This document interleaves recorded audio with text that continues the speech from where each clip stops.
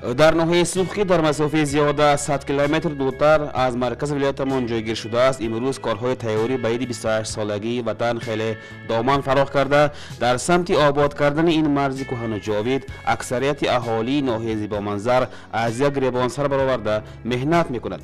تمام آن کارهایی که به واسطه به خاطر آبادی سوخت مرز کرده میشوند در تمام حدود ناحیه عملی گردیده. در همه این کارها به واسطه اشتراک فعال اهل محله های این مرز زیبا تامین کرده می شود. چون امروز گذرتان بعد گذشتن از سرحد به ناحیه می افتد، حتما از بالای کارهای آبادی و آبادانی و حشرها می براید. مردم امروز با تشبث خود وطن آباد می کنند. ناحیه سوخت دائما پیوسته مورد اعتبار و اعتراف حکومت و خود سرور دولت قرار داشت و نتیجه این اعتبار سوخت شریف در تمام جبهه ها رو به ترقی نهاده و انکشاف می‌یابد. امروز برای آبادی سوخت و هر جانبه حفظ کردن منفعت‌های اهل این حدود توفیل این اعتبار میلیاردها سوم مبلغ از حساب دولت مصرف می‌گردد. برای مثال در دوام 6 ماه سپری در ناحیه 5 عدد مؤسسه تعلیم تا مکتبی پرره از نفت ساخته به استفاده داده شد که این توفه اهل سوخت را بسیار شاد و مسرور کرد. اکثریت اهل ناحیه از 7 ساله تا 70 ساله نسبت این اعتبار و غمخواری اظهار منتداری میکنند. ما این چیز را آرزو میکردم گرچند در چگره باشم هم با راهبری پرزیدنتمون غمخواری ها کرده، حتی یک عقل باور نمیکردگی بنا ساخته. البته در این بنا نورسان تربیت یافته آینده یک شخص بزرگ، یک شخص وطن پرور دانا می شود. مخصوصا بناکارهایی که شب روز مهنت کردند ما منت داریم از آنها و پرزیدنت ما رحمت. باعث افتخار و اعتراف است که این همه دیگرگونی ها نه تنها اهل سوخت را بلکه شهروندان دیگر رسولکای همسایه را نیز در حیرت میگذارد. ناحیه سوخت که از 4 طرف با رسولک همسایه قرقیزستان همسر است و ناحیه انکلاو و حساب می‌رود، امروز با زیبایی های خود و اصلاحات های در حیات خلق عملی شده استاده شهروندان رسولک همسایه را نیز به خود جلب ساخته است. ساخته به استفاده سپاریده دادن مؤسسه تعلیم تا مکتبی در محله ملبور که در همسایگی با اول بودجه قرقیزستان جایگیر است، حتی شهروندان همسایه را نیز خرسند گردانید. آنها نیز آرزو میکنند و میخواهند که فرزندانشان در همگونه کودکستان‌های نو زمانوی تربیت گیرند. Мешинча joyda городской stilda qurilgan bog'chani ko'rib men valnovatsa qildim. O'shancha gapimni ham topolmay qolyapman. Endi men qarangda viloyat hokimlaringizga, avvalo prezident, viloyat hokimlaringizga rahmat. امروز در سوخت حیات جوش میزند.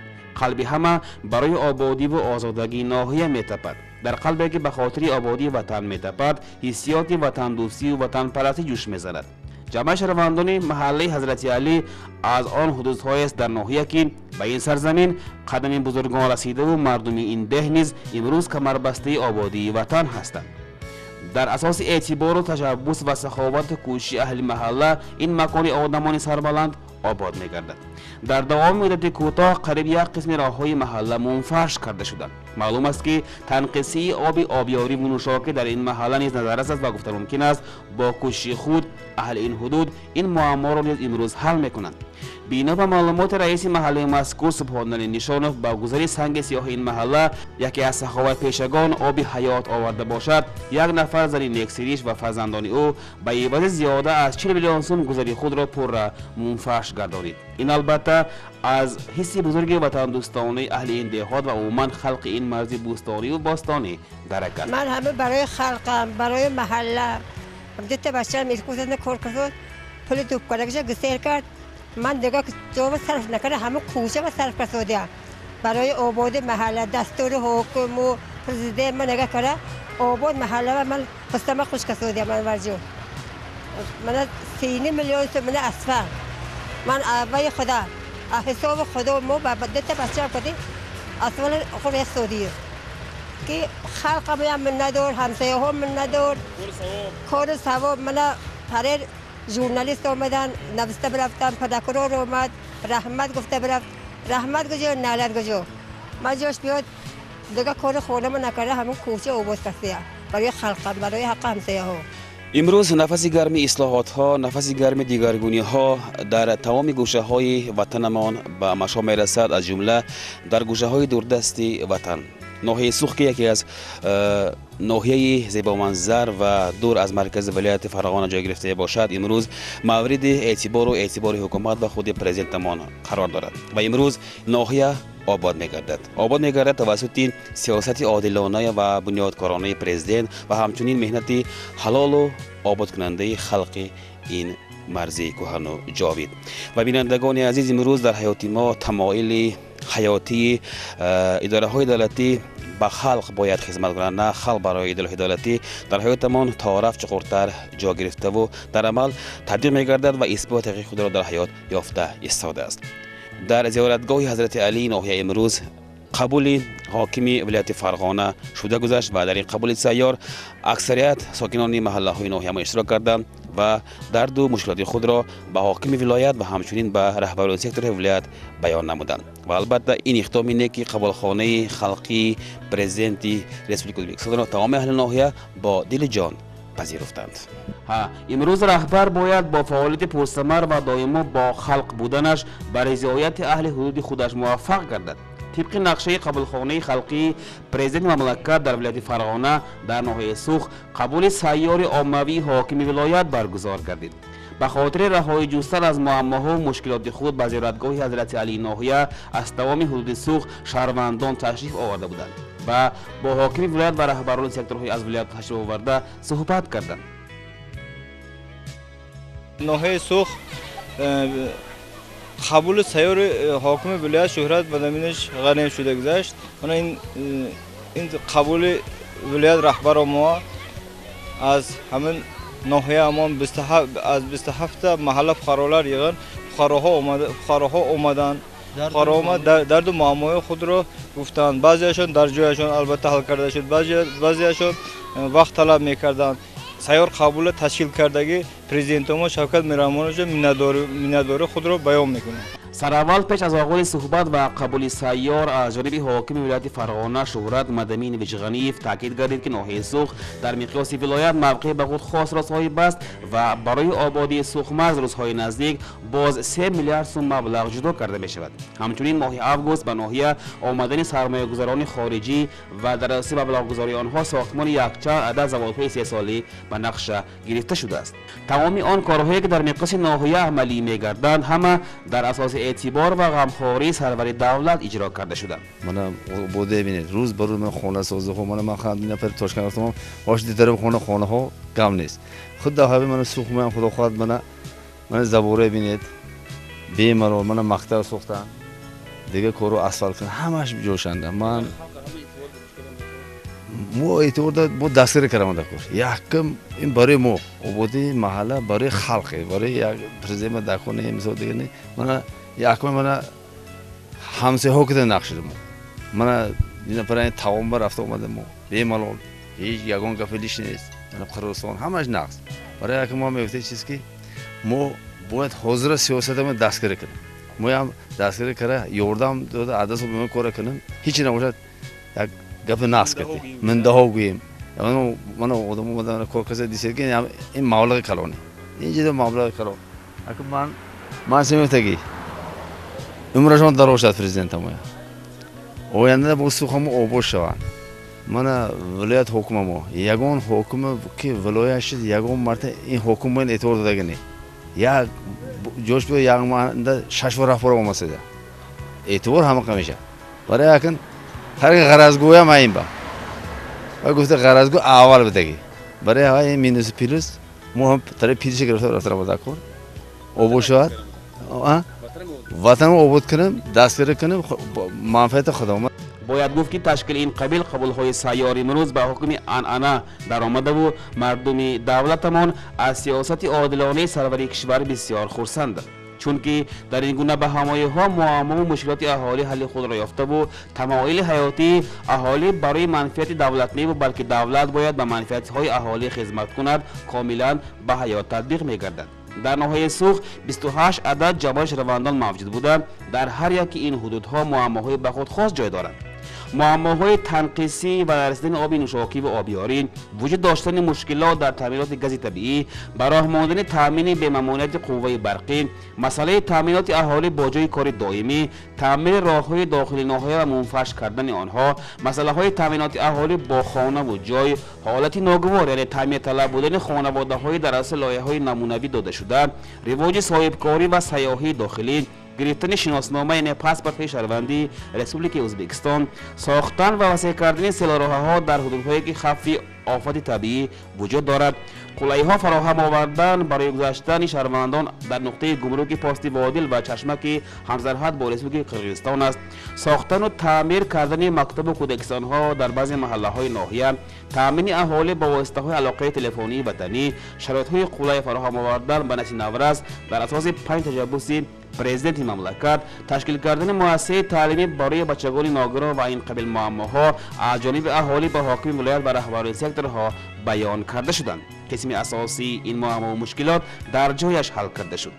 برای مثال ساکن محله غزنو زیبونیسا میرزابایی و برای گرفتن شناسنامه یعنی پاسپورت شهروندی مراجعت نموده بود و این معمای او حل کرده شد و در رفت قبول سیار باز یک عرض این زن از جانب حاکم ولایت به اعتبار گرفته شد. اکنون برای اهل محله غزنو در اساس کمک و اعتبار خود حاکم ولایت بینای نو برای اداره ماموری جمع شهروندان ساخته داده می شود. امروز برای منندارچگی با اینجا اومدم. من با پرزیدنتم رحمت میگم الهون آسمان ما مصفا شود، یرتم و تین شود. من قشلاقم امسال آباد قشلاق دستور به در اومد. من همه جا آباد ساز روز بر روز گل با این شکل ساز بینای محله من ولایت حاکمم و شما گرفتن تیز مهلتنده همه شد جو بجا که میتی مفتقدشون گفتن. همین دلیل علاوه قید کرده می‌باید که امروز در ناحیه سوخت تامینات گاز طبیعی نیز به طوری باید شاید نیز، یعنی در همه حدودهای ناحیه گاز طبیعی به یک مرام تامین کرده نمی شود. یک نفر ساکن محله چشمه آیید این معما به حاکم ولایت فرغانه عرض نمود و حاکم ولایت فرغانه قید کرد که در فصل زمستان به خلق ناحیه سوخت 5000 تن انگیش سنگ به پول داده می شود. قید باید کرد که در اساس 5 تجاوز پرزیدنت مملکت در ازبکستان ساحه ورزش رشد و ترقی می یابد. از آن جمله در ناحیه سوخت نیز تکلیف نماینده جوانان سوخت ساکن محله ینگریق طالبیان ابراهیموف آید تشکیل کردن مکتب کورش در ناحیه از جانب حاکم ولایت پذیرفته شد. من امروز در قبول ولایت که در زیارتگاه حضرت علی شده است، من امروز ما در اینجا با همین ولایت حاکم یک تکلیف داده بودم شخصا که همین جوانان با اسپورت بازم جلب کردن. من در همون کورش ملی میگوید همون کورش به مکتب یک ساختم به سوخم و همون یک تکلیف دادم. من همین تکلیف قبول کرده همین در جایش حل شد. من بر نوحه ما همون مکتب میشده است و البته به نوحه ما در همین مکتب سازنده ما 400 میلیون البته مبلغ جدا کرده شد. با این با سرور دولت ما شفقت میرمانج مرزیایف و با رهبر ولایت ما مینادور خیش را بیان میکنم. امروز حیات را به رسانه‌های اخبار عمومی واسطه‌های علاقه قماری تصور کردن از امکان بیرون است، ولی در سوخت حدودهای نیز هستند که در این سمت بعضی مشکلات به نظر می رسند. ساکنان جمع شهروندان محله غزنو امروز از تماشای برنامه‌های تلویزیون ناحیوی و علاقه تلفنی وطنی محرومند. این تکلیف اهل محله نیز معلوم گشت که روزهای نزدیک تا دوره عید 28 سالگی استقلالیت حل می‌گردد. من امروز در سیار قبول حاکم ولایت شدم.